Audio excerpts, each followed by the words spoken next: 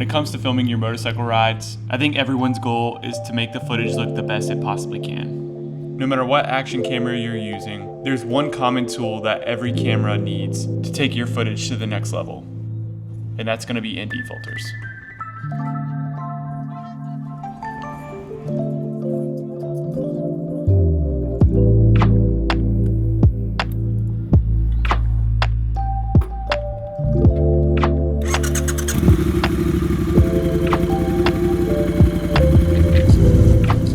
Before we start, I just want to keep this basic.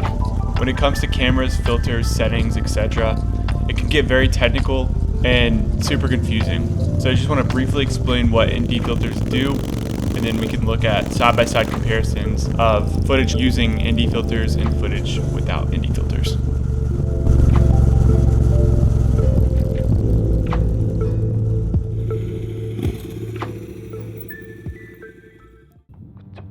An ND filter, also known as neutral density filter, is like putting sunglasses on your camera lens. Just like sunglasses can reduce the amount of sunlight hitting your eyes, an ND filter reduces the amount of light hitting the camera's sensor, allowing you to use the proper shutter speed to get smooth motion blur.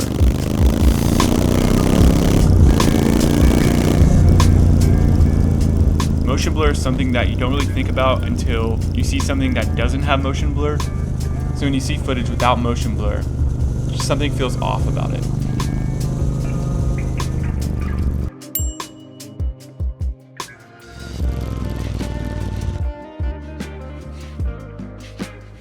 The industry standard is to stick to a 180-degree shutter rule. So for example, if you're shooting at 24 frames per second, you want to shoot at 1/50th of a shutter speed. If you're shooting at 30 frames per second, you want to shoot at 1/60th of a shutter speed. For filming motorcycle content, ND filters are helpful when filming in bright sunlight, keeping your footage smooth and natural looking instead of overly sharp and stuttery.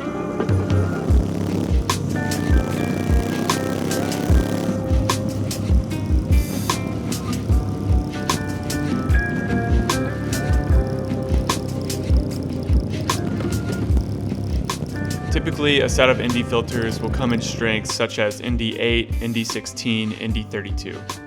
If you want to think about this in layman's terms, think of it like window tint. The higher the ND, the darker the tint, therefore letting less light hit the sensor. These are all going to vary upon your situation. For example, if you're in a super bright setting with harsh sunlight, I'd probably stick with an ND32 or an ND16, whereas if you're shooting at blue hour or golden hour, I would probably go down to an ND8. But like I said, this is all dependent on what kind of situation you're shooting in and how much light you have. Here's some side-by-side footage shooting with an ND filter and not shooting with an ND filter.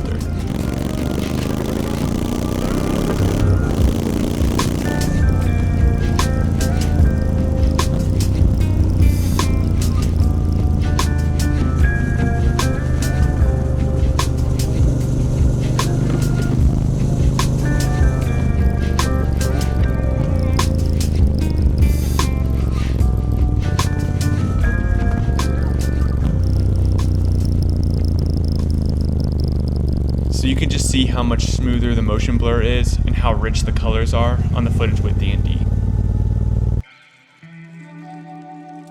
ND filters can take your motorcycle riding footage to the next level, letting you capture the ride the way it actually feels. This set from Freewell is top quality.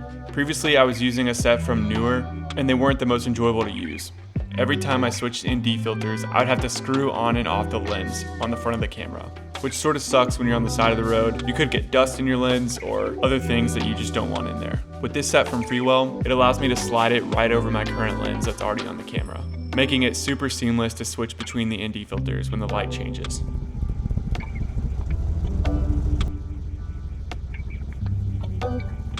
I hope you enjoyed this video. I hope you got something out of it, and comment down below with what you want to see next.